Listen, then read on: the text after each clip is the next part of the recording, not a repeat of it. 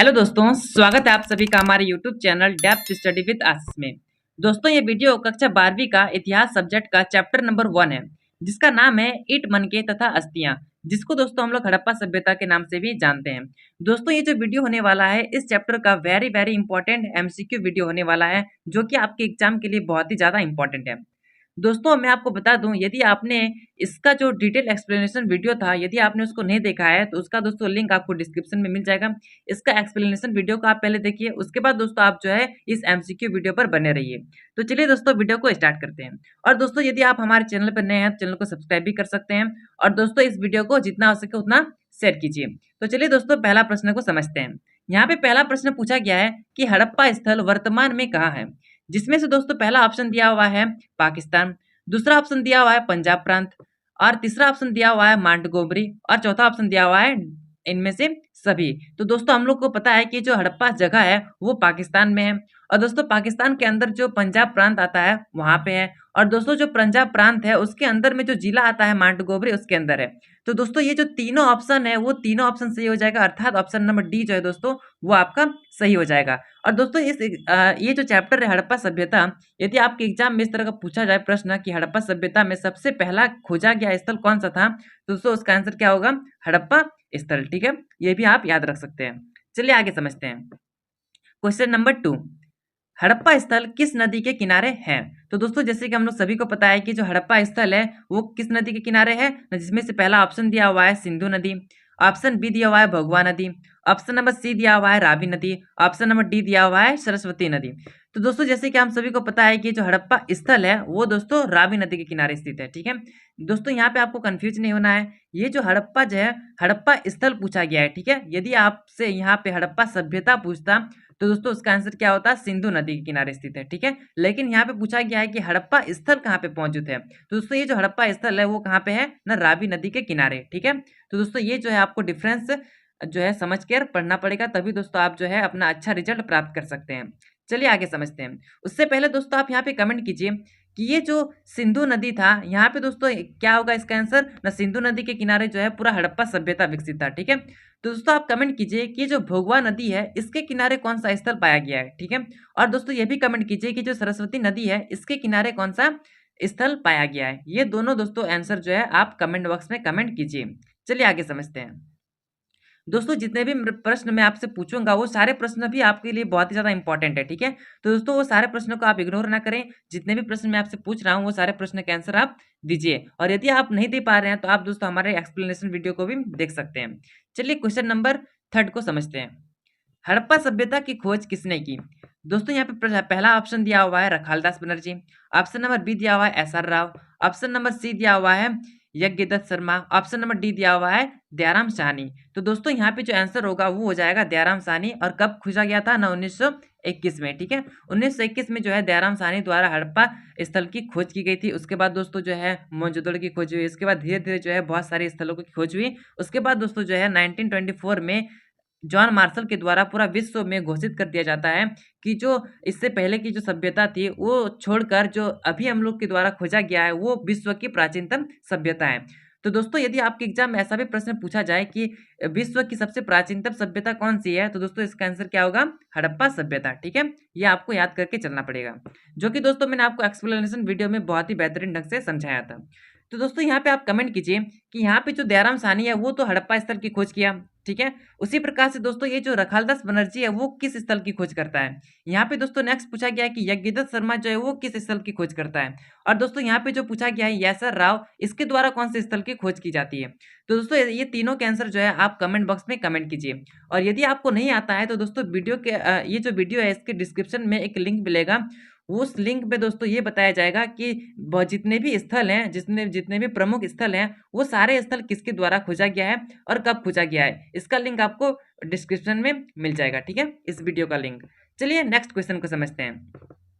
हड़प्पा सभ्यता को किस नाम से जाना जाता है? तो दोस्तों हड़प्पा सभ्यता को सिंधु घाटी सभ्यता के नाम से जाना जाता है, कांस्य युगीन सभ्यता के नाम से जाना जाता है। और ऑप्शन नंबर सी दिया हुआ है दोनों, मतलब ये दोनों नाम से दोस्तों यहाँ पे हड़प्पा सभ्यता को जानते हैं। क्यों? क्योंकि दोस्तों जो सिंधु घाटी सभ्यता है, इसका मतलब होता है कि जो हड़प्पा सभ्यता के बहुत सारे स्थल जो है सिंधु नदी के किनारे स्थित है, इसलिए दोस्तों इसको जो है सिंधु घाटी सभ्यता कहा जाता है। और कांस्य युगीन सभ्यता क्यों कहा जाता है? क्योंकि दोस्तों हड़प्पा सभ्यता के समय ही दोस्तों कांसा का निर्माण होता है। ठीक है, कांस्य मतलब कांसा। तो दोस्तों ये जो कांसा का निर्माण होता है हड़प्पा सभ्यता में, इसलिए दोस्तों इस सभ्यता को कांस्य युगीन सभ्यता भी कहते हैं। ठीक है, तो ये सारा दोस्तों आपको जो है समझते हुए चलना पड़ेगा।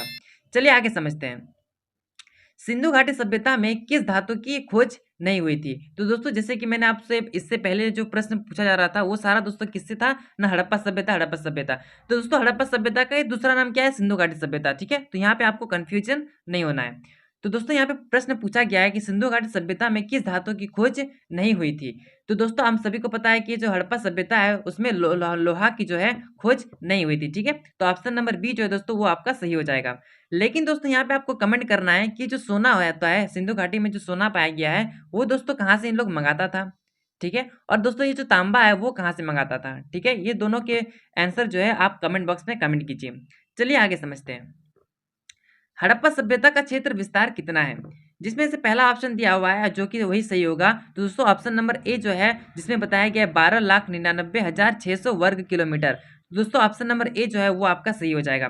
और दोस्तों ये जो हड़प्पा सभ्यता है ये त्रिभुजाकार में फैला हुआ था। ठीक है, ये दोस्तों त्रिभुजाकार में फैला हुआ था, जिसमें से दोस्तों ये जो उत्तर भाग है, ये जो दक्षिण भाग है, ये जो पूर्व भाग है, ये जो पश्चिम भाग है, ये सारे के नाम दोस्तों मैंने आपको बताया था। दोस्तों आप कमेंट कीजिए कि जो उत्तर का भाग था, जो कि दोस्तों यहाँ पे उत्तर का भाग था, इस उत्तर का भाग में कौन सा क्षेत्र आता है? इसका जो दोस्तों पूर्व भाग था उसमें कौन सा क्षेत्र आता है? इसका दक्षिण भाग में कौन सा क्षेत्र आता है? और दोस्तों इसका जो है पश्चिम भाग में कौन सा क्षेत्र आता है? तो दोस्तों ये जो चार नाम मैंने आपसे पूछे, ये चारों के नाम दोस्तों आप कमेंट बॉक्स में कमेंट कीजिए। और यदि आपको नहीं आता है तो दोस्तों एक्सप्लेनेशन वीडियो को बहुत ही अच्छे ढंग से जरूर देखिए। ठीक है, तो चलिए आगे समझते हैं। यहाँ पे नेक्स्ट प्रश्न पूछा गया है कि हड़प्पा सभ्यता के उत्तरी सीमा में क्या पाया गया है? तो दोस्तों मैंने आपसे यहाँ पे प्रश्न पूछा था इससे पहले भी कि उत्तर में क्या था, पूर्व में क्या था, पश्चिम में क्या था और दक्षिण में क्या था। तो दोस्तों यहाँ पे प्रश्न पूछा गया है उत्तर में क्या था। तो दोस्तों उत्तर में क्या पाया गया है ना, मांडा को पाया गया है। ठीक है, मांडा कहाँ पे है ना, कश्मीर में है। ठीक है दोस्तों, ये मैंने आपको बता दिया। तो दोस्तों आप बताइए कि जो पश्चिम में क्या था, पूर्व में क्या था और दक्षिण में क्या था। ठीक है, ये आपका होमवर्क रहा जो कि आपको कमेंट बॉक्स में कमेंट करना है। चलिए आगे समझते हैं। हड़प्पा सभ्यता में मोहर किस पत्थर से बनाया जाता था? तो दोस्तों हम सभी को पता है कि हड़प्पा सभ्यता को जो मोहर होता था उसको सेल खड़े पत्थर से बनाते थे। ठीक है, तो ऑप्शन नंबर डी जो दोस्तों वो आपका सही हो जाएगा। और यह दोस्तों आपके एग्जाम के लिए बहुत ही ज्यादा इंपॉर्टेंट है। चलिए आगे समझते हैं। नेक्स्ट प्रश्न पूछा गया है कि हड़प्पा सभ्यता में बाट किस पत्थर से बनता था? तो दोस्तों हम सभी को पता है कि जो हड़प्पा सभ्यता में जो बाट पाया गया है वो बाट किस पत्थर से बनाया जाता था ना, चट पत्थर बनाया, मतलब चट नामक पत्थर से बनाया जाता था। ठीक है, तो ऑप्शन नंबर सी जो है दोस्तों वो आपका सही हो जाएगा। चलिए आगे समझते हैं। लेकिन दोस्तों उससे पहले मैं आपसे एक प्रश्न पूछना चाहता हूँ। जैसे कि मैंने आपको यहाँ पे बताया कि सेलखड़ी जो नामक पत्थर होता था उससे मोहर बनाया जाता था, चट नामक पत्थर से जो है बाट बनाया जाता था। उसी प्रकार से दोस्तों यहाँ पे आप आंसर दीजिए कि जो कार्नेलियन पत्थर था ये दोस्तों किस रंग का पाया गया है? ठीक है, मतलब ये कार्नेलियन पत्थर जो है वो किस रंग का होता है? ठीक है, इसका आंसर दोस्तों आप जो है कमेंट बॉक्स में कमेंट कीजिए। जितने भी प्रश्न मैं दोस्तों आपसे पूछ रहा हूँ वो सारे भी बहुत ज़्यादा इंपॉर्टेंट है, ताकि दोस्तों आप जो है कमेंट बॉक्स में कमेंट करें और दोस्तों आपका जो प्रैक्टिस सेशन है वो आपका और भी अच्छा हो। तो चलिए दोस्तों नेक्स्ट प्रश्न को पूछते हैं। हड़प्पा सभ्यता का कालखंड कितना है? तो दोस्तों यहाँ पे जो हड़प्पा सभ्यता का कालखंड है वो यहाँ पे दोस्तों अलग अलग बुक में अलग अलग बताया गया है, लेकिन दोस्तों हम लोग को जो है एनसीईआरटी को फॉलो करना है। ठीक है, तो दोस्तों एनसीईआरटी में जो बताया गया है उसका जो आंसर होगा उसके अनुसार वो होगा ऑप्शन नंबर बी, 2600 से 1900 ईसा पूर्व। दोस्तों यहाँ पे 2600 से 1900 ईसा पूर्व दिया हुआ है और वहीं पर नीचे में दोस्तों 2600 से 1900 ईस्वी दिया हुआ है। यदि दोस्तों आप कक्षा 12वीं के छात्र हैं और यदि आपको ईस्वी और ईसा पूर्व में डिफरेंस नहीं पता है कि ईस्वी क्या होता है और ईसा पूर्व आता है, ईसा पूर्व क्या होता है, तो दोस्तों आप जो है बहुत ही वीकनेस स्टूडेंट हैं। क्यों दोस्तों, ये जो ईसा पूर्व क्या होता है, ईस्वी क्या होता है, इसमें डिफरेंस क्या है, ये दोस्तों बेसिक है हिस्ट्री का। यदि आपको ये चीज़ नहीं पता है तो दोस्तों आप जो है बहुत ज़्यादा कमजोर हैं। तो दोस्तों पहले आप जो है ईस्वी और ईसा पूर्व के बारे में समझिए। यदि आपको नहीं आता है तो आप कमेंट कीजिए, मैं आपको दोस्तों समझाऊंगा। ठीक है, उसका दोस्तों अलग वीडियो मैं बनाकर आपको समझा सकता हूँ। तो दोस्तों इसका आंसर जो हो जाएगा वो होगा ऑप्शन नंबर बी, जैसे कि मैंने आपको बताया, क्या बताया कि 2600 से 1900 ईसा पूर्व। लेकिन दोस्तों एक ये भी पढ़े थे हम लोग चैप्टर में कि C14 के तहत क्या होता है कि जो हड़प्पा सभ्यता कालखंड क्या होता है ना 1350 से 1750 ईसा पूर्व तक। ठीक है, तो दोस्तों ये जो है C14 के तहत है, और ये जो मैंने आपको बताया 2600 से 1900 वो आपका एनसीईआरटी में बताया गया है।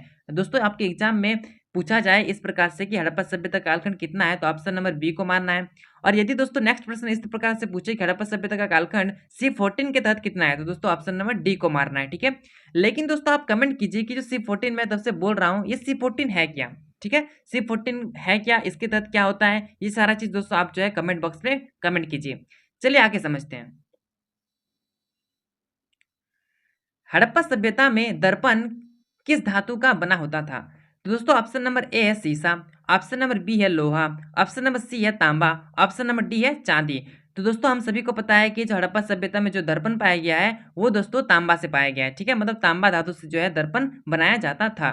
तो दोस्तों ऑप्शन नंबर सी जो है वो आपका सही हो जाएगा। चलिए आगे समझते हैं। सिंधु सभ्यता में लिपियों की संख्या कितनी थी। दोस्तों लिपि यदि आपको समझ में नहीं आ रहा है तो मैं आपको उदाहरण दूंगा तो आपको जो है समझ में आ जाएगा।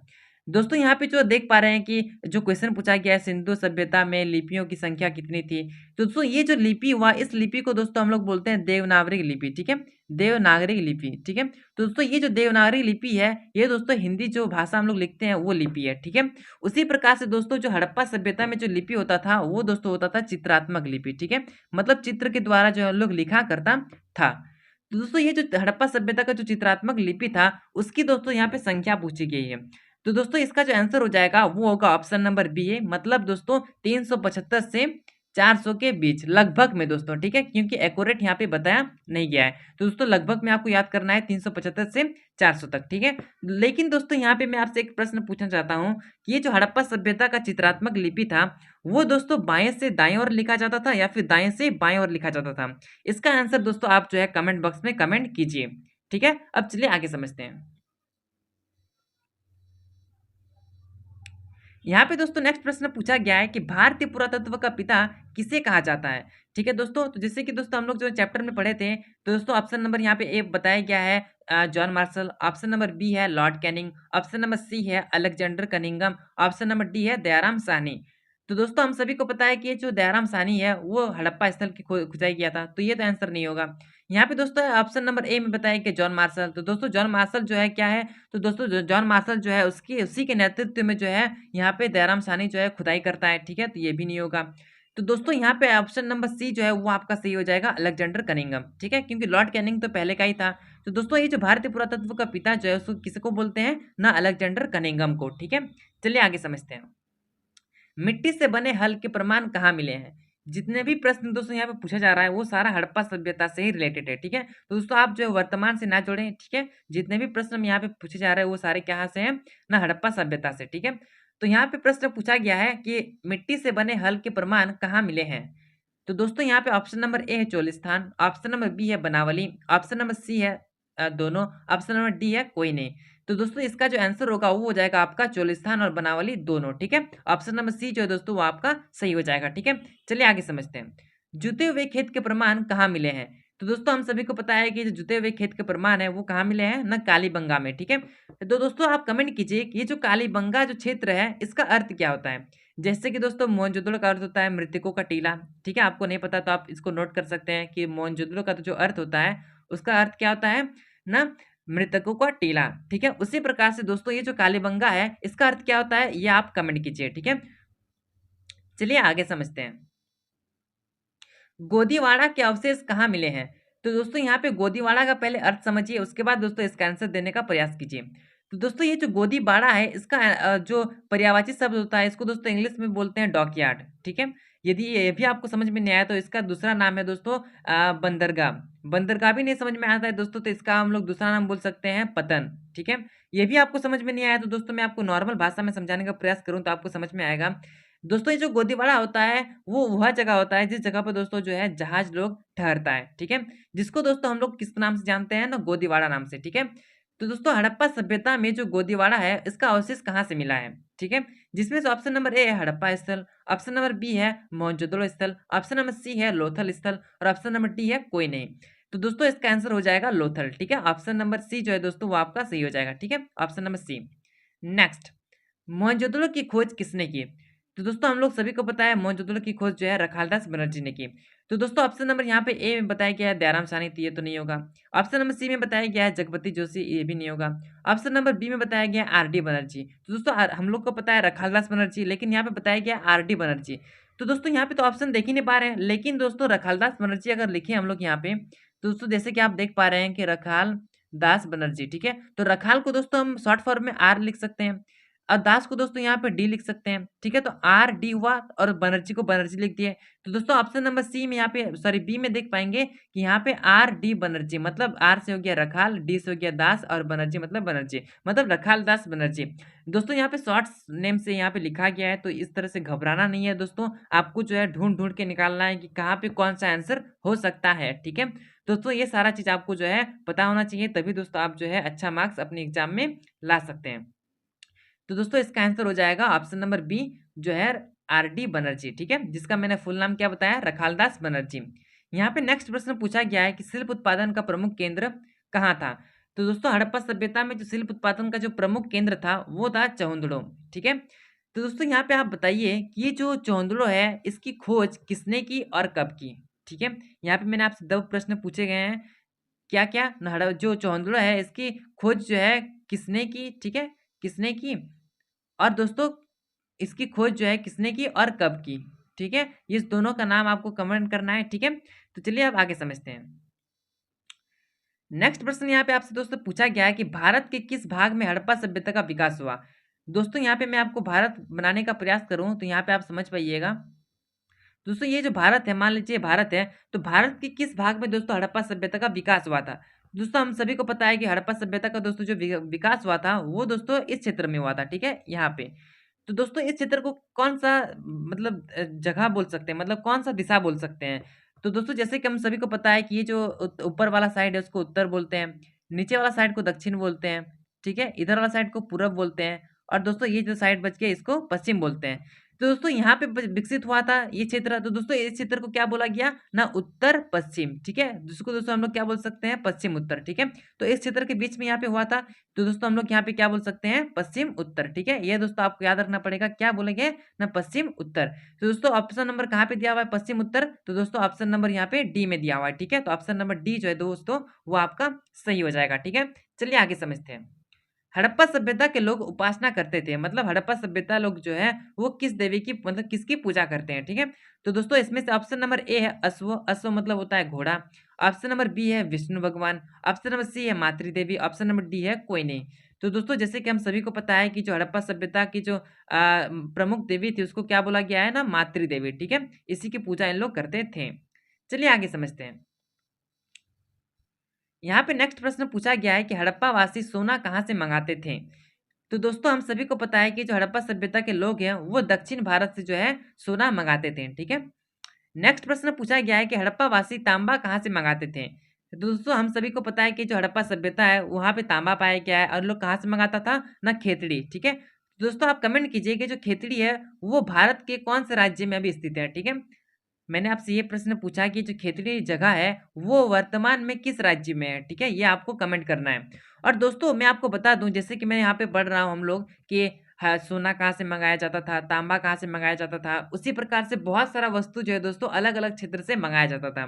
तो दोस्तों उसका मैंने एक अलग वीडियो पहले ही अपलोड कर दिया है, उसका लिंक आपको दोस्तों डिस्क्रिप्शन में मिल जाएगा, तो उसको भी दोस्तों आप जो है पढ़ लीजिएगा। ठीक है, चलिए आगे समझते हैं। सिंधु घाटी सभ्यता में ईंटों का अनुपात कितना था? तो दोस्तों जैसे कि हम सभी को पता है कि जो हड़प्पा सभ्यता में जो ईंट पाया गया है, ईंट मतलब ईंटा जिसमें घर बनाया जाता है, तो दोस्तों उसका जो अनुपात था वो किसमें पाया गया है ना, 4:2:1। ठीक है, मतलब 4 जो है 4:2:1। ठीक है, ऑप्शन नंबर ए जो है दोस्तों वो आपका सही हो जाएगा। ठीक है, लेकिन दोस्तों यहाँ पे आप कमेंट कीजिए कि जो हड़प्पा सभ्यता के जो लोग थे वहाँ पे दोस्तों 4 प्रकार की ईंटें पाई गई है। ठीक है, तो दोस्तों आप कमेंट कीजिए कि चारों के नाम क्या-क्या हैं? ठीक है, मतलब पहला ईंटा का कौन सा आकार का था, दूसरा ईंटा कौन सा आकार का था, तीसरा ईंटा कौन सा आकार का था, और चौथा ईंटा जो था वो कौन सा आकार का था। और दोस्तों ये भी आप कमेंट कीजिए कि ये जो चारों प्रकार की ईंटें थे, पहला, दूसरा, तीसरा, चौथा, इस चारों का काम क्या था? मतलब पहला ईंटा का उपयोग कहाँ पे होता था, दूसरा ईंट का प्रयोग कहाँ पे होता था, और तीसरा एट का प्रयोग कहाँ पे होता था, और चौथा एट का प्रयोग कहाँ पे होता था। दोस्तों यहाँ पे मैं आपसे इसलिए प्रश्न पूछ रहा हूँ क्योंकि दोस्तों एक्सप्लेनेशन वीडियो में ये सारी चीज़ दोस्तों डिटेल से एक्सप्लेन किया गया है, ठीक है। तो दोस्तों यदि आपने हमारे चैनल से जो है एक्सप्लेनेशन वीडियो को देखा होगा, तो ये सारे वीडियो जितने भी मैं आपसे प्रश्न पूछ रहा हूँ, वो सारे प्रश्न के आंसर दोस्तों आप जो है कमेंट बॉक्स में कमेंट कीजिएगा, ठीक है। तो दोस्तों अब चलिए आगे बढ़ते हैं। यहाँ पे नेक्स्ट प्रश्न पूछा गया है कि बाढ़ जो है वो कितना का होता था, ठीक है। तो दोस्तों हम चैप्टर में पढ़े थे कि बाढ़ जो होता था वो कितना का होता था ना, 16 का होता था, ठीक है। ऑप्शन नंबर ए जो है दोस्तों वो आपका सही हो जाएगा। दोस्तों कई बार दोस्तों आपको जो है इस प्रकार से भी देखने को मिलेगा, ठीक है, 16 का, ठीक है। तो हिंदी में भी देखने को मिलेगा, तो आपको घबराना नहीं है, ठीक है। चलिए आगे समझते हैं। यहाँ पे दोस्तों नेक्स्ट प्रश्न पूछा गया है कि सिंधु घाटी सभ्यता में समाज का स्वरूप क्या था।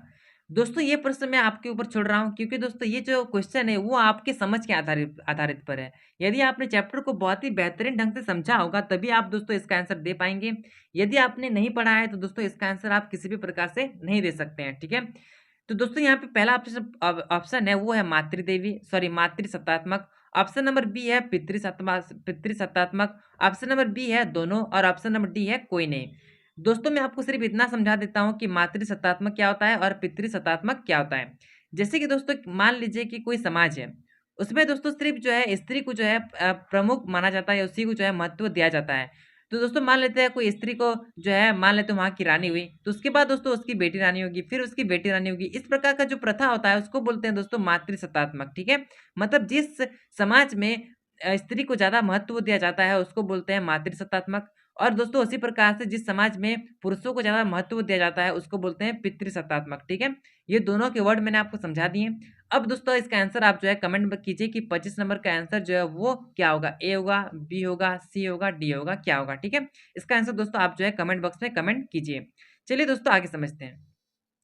यहाँ पे दोस्तों अंतिम प्रश्न पूछा गया है कि हड़प्पा सभ्यता का पतन का कारण है। तो दोस्तों यहाँ पे ऑप्शन नंबर ए है बाढ़, ऑप्शन नंबर बी है भूकंप, ऑप्शन नंबर सी है आर्य का आक्रमण, और ऑप्शन नंबर डी है इनमें से सभी। तो दोस्तों इसका जो आंसर होगा वो हो जाएगा आपका इनमें से सभी, ठीक है। जो हड़प्पा सभ्यता था दोस्तों उसका बाढ़ भी एक प्रमुख कारण है, भूकंप भी एक कारण है, और आर्य का आक्रमण भी एक कारण है। दोस्तों आप कमेंट कीजिए कि ये जो आर्य थे वो दोस्तों एक सभ्यता का निर्माण करते हैं, उस सभ्यता का नाम क्या है, और वो सभ्यता कितना से कितना ईसा पूर्व तक चलता है, ठीक है। इसका आंसर भी दोस्तों आप कमेंट कीजिए। मैंने आपसे क्या पूछा कि जो आर्य थे उसके द्वारा जो सभ्यता बसाई गई थी वो सभ्यता कौन सी थी, और दोस्तों ये भी आप कमेंट कीजिए कि दोस्तों वो जो सभ्यता थी वो कब से कब तक चला, ठीक है। दोस्तों यहाँ पे मैं आपको बता दूं कि ये जो हड़प्पा सभ्यता है वो दोस्तों एक शहरीकरण सभ्यता है, ठीक है, शहर है, ठीक है। यहाँ पे दोस्तों यदि आपको ऑप्शन में ग्रामीण देखने को मिले, गांव देखने को मिले, तो दोस्तों उसका आंसर वो नहीं होगा, ठीक है। ऑप्शन नंबर जो दोस्तों शहर जहाँ पे रहेगा वही आंसर आपका होगा। तो दोस्तों इस प्रकार से दोस्तों हम लोग जितने भी एमसीक्यू यहाँ पे देखें वो सारे एमसीक्यू दोस्तों आपके लिए बहुत ही ज़्यादा इंपॉर्टेंट थे, आपके एग्जाम के लिए बहुत ज़्यादा इंपॉर्टेंट थे, ठीक है दोस्तों। यदि आपने जितने भी प्रश्न मैं आपसे पूछा हूँ वो सारे प्रश्न का आंसर यदि आपने दिया है, और जितने भी प्रश्न मैं आपको बताया हूँ वो सारे प्रश्न आपके लिए बहुत ज़्यादा ईजी लगा होगा, तो दोस्तों आपका जो तैयारी है चैप्टर 1 से वो आपके लिए बहुत ही बेहतरीन तैयारी है, मतलब बहुत ही ज़बरदस्त तैयारी है। और दोस्तों इस चैप्टर में आपका और किसी भी प्रकार का प्रश्न पूछा जा सकता है, तो वो सारा प्रश्न मैंने आपको बता दिया है, ठीक है। ये सारे प्रश्न दोस्तों आपके एग्जाम के लिए बहुत ज़्यादा इंपॉर्टेंट है। दोस्तों आपको जो है डिस्क्रिप्शन में 3 लिंक मिलेगा। पहला लिंक में दोस्तों आपको बताया जाएगा कि ये जो चैप्टर है उसका डिटेल एक्सप्लेनेशन बताया जाएगा। दूसरा में दोस्तों ये बताया जाएगा कि जो हड़प्पा सभ्यता है उसमें बहुत सारा स्थल पाया गया है, ठीक है। तो वो सारा स्थल का खोज कब किया और किसने किया, ठीक है। दूसरा वीडियो इसके आधार पर रहेगा। और तीसरा जो वीडियो है दोस्तों लिंक पर, वो लिंक किसका रहेगा, तो जो हड़प्पा सभ्यता के जो लोग थे वो जो वस्तु जहाँ से मंगाते थे वो दोस्तों कहाँ से मंगाते थे, ठीक है, उस क्षेत्र का नाम और कौन सा वस्तु मंगाते थे उस वो वस्तु, ठीक है। तो दोस्तों ये जो तीनों वीडियो के लिंक है वो आपको डिस्क्रिप्शन में मिल जाएगा। पहला को मैंने आपको क्या बताया, मैं पहला का बताया दोस्तों कि एक्सप्लेनेशन वीडियो, दूसरा बताया कि स्थल और उसको स्थल की खोज किसने की, और दोस्तों तीसरा है कि वस्तु कहाँ से मंगाया जाता था और कौन सा वस्तु, ठीक है। इन तीनों जो वीडियो है उसका लिंक आपको डिस्क्रिप्शन में मिल जाएगा। और दोस्तों यदि आप हमारे टेलीग्राम ग्रुप से जुड़ना चाहते हैं तो उसका लिंक आपको डिस्क्रिप्शन में मिल जाएगा। टेलीग्राम के ग्रुप में दोस्तों आपको जो है लेटेस्ट न्यूज जो है अपडेट की जाती है, ठीक है। दोस्तों आप जो है हमारे चैनल का नाम से टेलीग्राम ग्रुप का भी नाम है डेप्थ स्टडी विद आशीष, तो इस लिंक से दोस्तों आप जो है हमारे टेलीग्राम ग्रुप में जुड़ सकते हैं, ठीक है। तो चलिए दोस्तों मिलते हैं नेक्स्ट वीडियो में, तब तक के लिए जय हिंद जय भारत।